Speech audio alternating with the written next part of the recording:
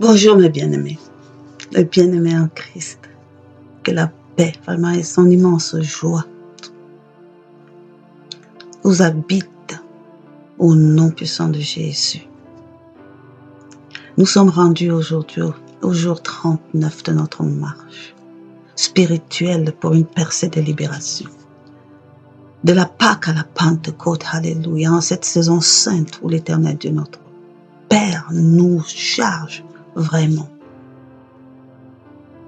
Renouvelle nos forces et nous équipe, alléluia, pour une année victorieuse en Jésus-Christ notre Seigneur et notre Roi.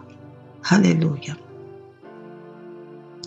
Nous sommes rendus à la 4e étape de cette marche qui a commencé le 2 avril, le premier jour de la nouvelle année, le mois de Nissan biblique, et qu'on va poursuivre jusqu'au 5 juin, qui est le jour de la Pentecôte. Alléluia. Nous avons pris le temps de marquer la Pâque et la résurrection. Et nous chevauchons, nous marchons dans les pas de notre Seigneur Jésus jusqu'à son ascension. Alléluia. Pour cette 4e étape. Nous étudions parallèlement l'apparition de notre Seigneur Jésus à ses apôtres pour puiser la quintessence encore de ses enseignements, alléluia, de remotivation, parce qu'il devait vraiment remobiliser ses disciples, ses apôtres pour la mission qu'il venait accomplir. Car pour beaucoup, la croix était la fin d'une chose, mais non. Ce n'était que le commencement du royaume qui était annoncé. Alléluia. Et le Seigneur Jésus devait leur dire avant d'être vraiment enlevé et être assis à la droite de Dieu. Son Père, notre Père. Alléluia. Et aussi, l'Esprit nous conduit vraiment à la compréhension et à jouir pleinement de l'amour de Dieu en héritage dans nos vies. Amen. Et nous avons vu l'amour, le sens de l'amour de Dieu pour nous, le sens de l'amour de Jésus-Christ pour nous. Et maintenant, nous rentrons dans vraiment la compréhension de la manifestation de comment est-ce que nous, en tant que bénéficiaires de cet amour-là, nous sommes appelés, nous devons être amenés à manifester et à déployer cet amour-là. Alléluia. Et nous sommes conduits par le verset, dans le livre 22 de Matthieu, par le verset 36, là où notre Seigneur Jésus répond aux pharisiens en nous instruisant sur le commandement, le plus grand des commandements. Tu aimeras le Seigneur ton Dieu de tout ton cœur, de toute ton âme et de toute ta pensée, et tu aimeras ton prochain comme toi-même. Ça nous traduit en gros vraiment la manière dont nous, en tant qu'humains, nous, en tant qu'enfants de Dieu, nous sommes appelés, alléluia, à aimer et à manifester cet amour sans pareil que notre Père déverse dans nos vies. Alléluia. Donc nous sommes rendus aujourd'hui à étudier ou à comprendre. Aime le Seigneur ton Dieu de toute ta pensée. Amen. De toute ta pensée. Dans le message 38, nous avons vu comment nous pouvons l'aimer de toute notre âme. Et nous disions que l'âme vraiment était une manifestation de l'animation, de la vie d'animation que notre Seigneur a soufflé dans cette masse de terre qu'il a formée. Amen. Et qu'elle était irréfléchie et qu'elle manifestait juste nos émotions, elle manifestait nos sentiments, elle manifestait nos ressentis. Alléluia. Et elle permettait au corps qui avait été bâti de poser des actes, d'être en mouvement, d'être en action. Et nous précisions que la nature de cette âme, alléluia, dépendait de l'influence et de la qualité de l'esprit qui l'influençait. Donc l'âme, l'expression de l'âme était dépendante de la qualité et de la nature de l'esprit qui permettait à la masse de chair d'être animée. Alléluia. Et aujourd'hui, nous passons à la pensée. Scientifiquement, même, nous savons que le corps humain est constitué de 3 parties, je le disais déjà depuis le début, d'un esprit, de l'homme, d'une âme et d'un corps. Alléluia. Et que c'était des notions assez complexes parce qu'ils étaient imbriqués les uns dans les autres. Mais ça se laisse comprendre quand même. Par la grâce du Saint-Esprit, nous allons être éclairés vraiment là-dedans. Quand nous parlons de pensée, alléluia, nous disions que, quand nous parlions de l'âme, nous disions que l'âme était l'interface du cœur, cœur comme organe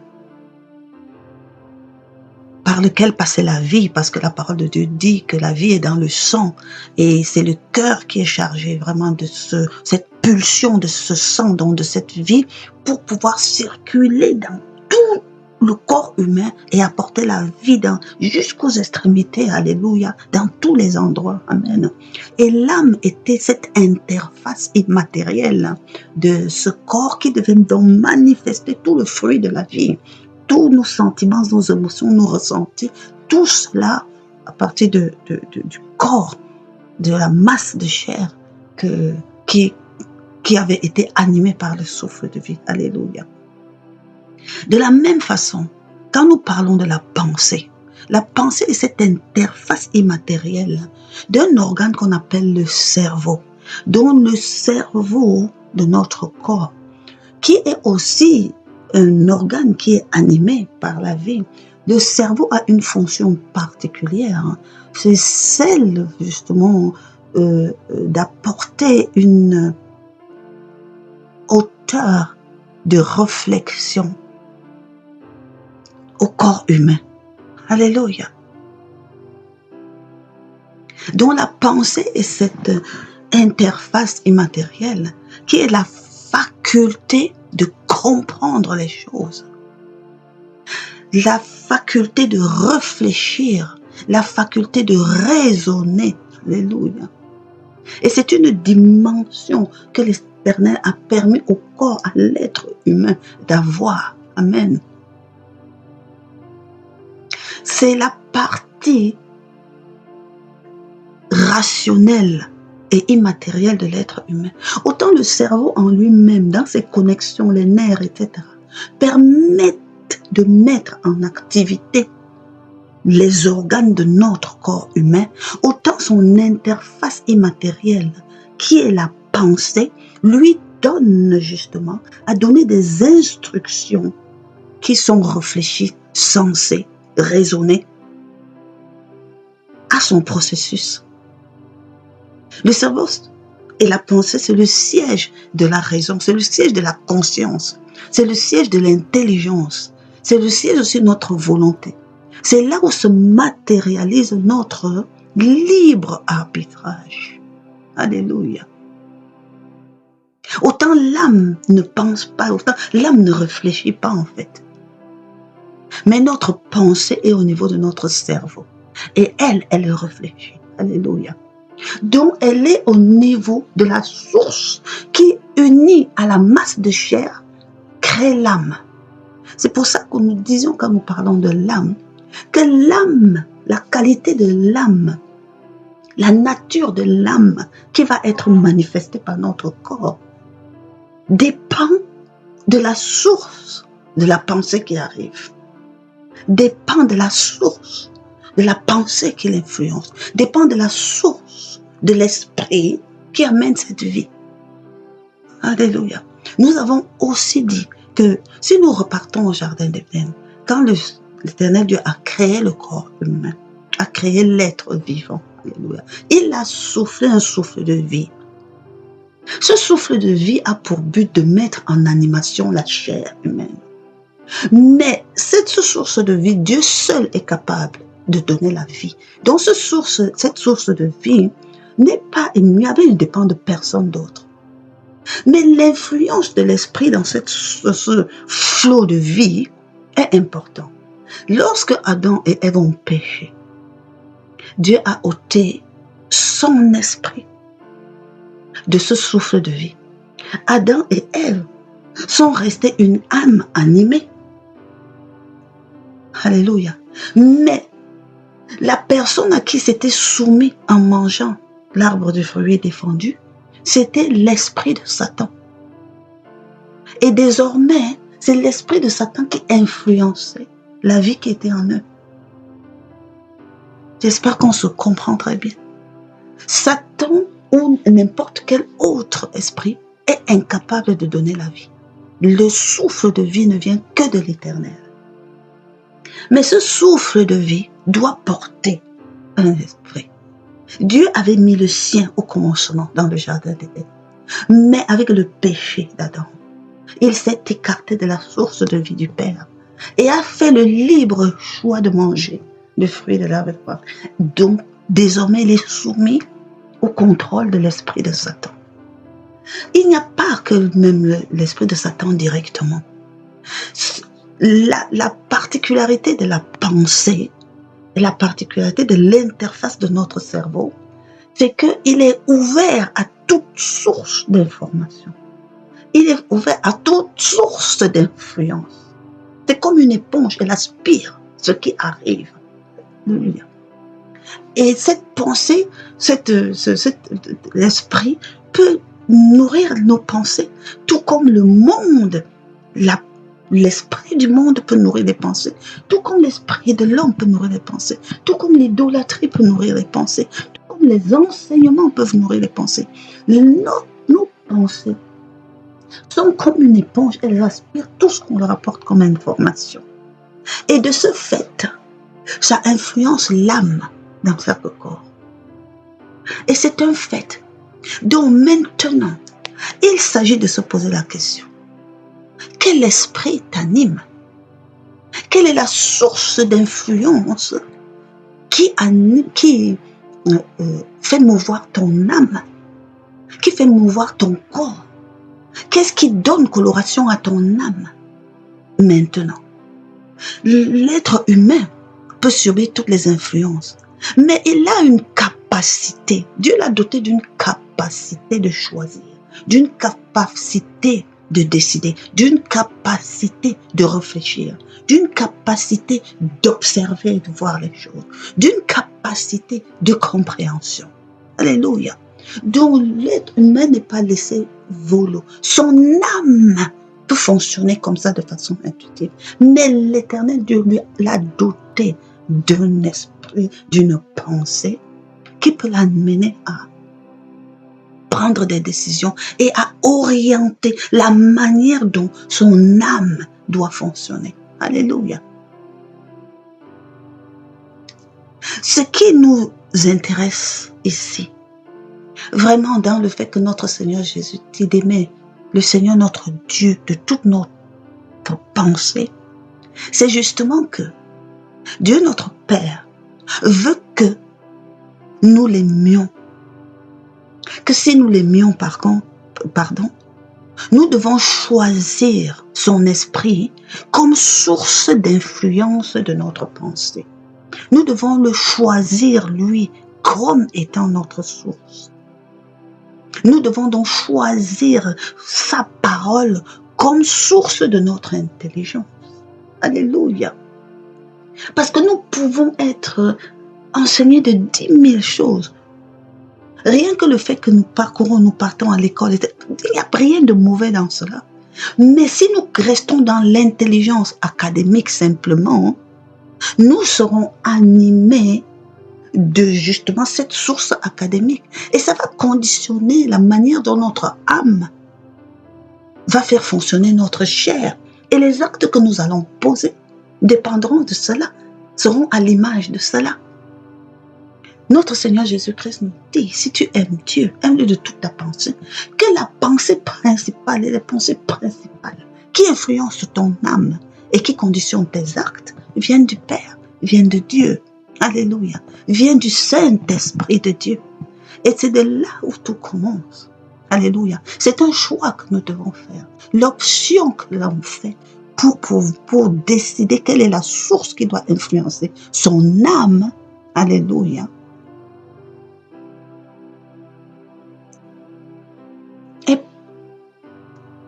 Est un choix de l'homme aussi. Amen. Pour que l'Esprit de Dieu influence notre âme, nous avons une seule voie. Celle de croire en notre Seigneur Jésus-Christ. Celle de confesser qu'il est le Fils de Dieu vivant, qu'il est mort à la croix pour nous sauver. C'est celle de la foi, alléluia, qui permet au Saint-Esprit de Dieu de venir prendre contrôle de tout ça et d'être la principale source à l'aide d'influence de nos pensées. Amen. Paul pouvait nous dire, laissez-vous transformer par le renouvellement de l'intelligence, afin de pouvoir discerner ce qui est bon, agréable et parfait à l'Éternel. Nous nous enrichissons de ce point, parce que si nous savons discerner ce qui est bon, agréable et parfait à l'Éternel, notre pensée influencera notre âme. Amen. Et notre âme, par conséquent, ordonnera des actes qui sont en concordance et en correspondance avec la nature de la pensée qui arrive. Et ces actes, comme nous disons quand nous étudions l'âme, seront des actions qui plaisent à l'Éternel. Ce sont des actes qui vont plaire à l'Éternel. À cause de la pensée qui plaît à l'Éternel au début. À cause du fait que notre âme est soumise à une source positive qui plaît à l'Éternel. Et qui engendre ces choses. Alléluia. La parole de Dieu nous explique que car la parole de Dieu est vivante et efficace, plus acérée qu'aucune épée à double tranchant. Elle pénètre jusqu'à la division de l'âme et de l'esprit, les jointures et des moelles. Alléluia. Pour déconnecter des choses qui ne plaisent pas. Et donne la capacité ainsi à l'âme de pouvoir animer notre corps d'une certaine manière. Elle va impacter nos comportements, nos actions, va changer nos habitudes. Alléluia. Et les actes que nous allons poser, qui sont en fait la manifestation des sentiments que nous laissons couler, seront orientés pour être agréables à l'Éternel. Et c'est aussi comme ça, sous cette influence, que tous les sentiments, les émotions, dont les actes ne plaisent pas à l'Éternel, seront brimés, seront refoulés. Et l'âme va comme ça exceller dans les sentiments, les émotions, les ressentis des choses agréables. Alléluia. C'est en choisissant vraiment l'Esprit de Dieu, le Saint-Esprit de Dieu, par l'enrichissement des informations qui nous viennent de la parole de Dieu dans notre esprit, que nous pouvons ainsi nous positionner pour aimer Dieu de toute notre pensée. Alléluia. De ne pas laisser comme ça notre esprit, le siège de nos réflexions, le siège de nos décisions, être englué par autre chose. L'Esprit de Dieu est puissant. Quand nous lui laissons et nous l'invoquons afin que ce soit lui qui prenne contrôle de nos pensées pour influencer notre âme, il est puissant et fort pour s'imposer. Mais c'est quand nous ne lui donnons pas la première place, quand nous nous nourrissons de toute autre source d'information et pas de la parole de Dieu, que nous ne favorisons pas ces choses. Oh, notre Seigneur Jésus-Christ nous dit, si tu aimes Dieu, aime-le de toute ta pensée. Alléluia. De toute ta pensée. Oh, Saint-Esprit de Dieu, vraiment le désir profond de mon cœur est que tu sois la source particulière, principale et même entière de l'animation de mes pensées. Alléluia. Que tu m'éclaires par la révélation de la parole de Dieu, qui est une lampe. Alléluia. Pas seulement à mes pieds, mais vraiment, qui me donne l'intelligence et qui m'empêche d'être un insensé. Oui, Saint-Esprit de Dieu. Que mon âme entière soit sous l'influence de l'Esprit de Dieu vivant que tu es, afin de pouvoir animer mon corps dans des dimensions et des orientations qui sont agréables au Père. Alléluia. Que mon esprit, que ma pensée soit régénérée, rendue à la vie, née de Dieu par ma foi en Jésus-Christ. Alléluia.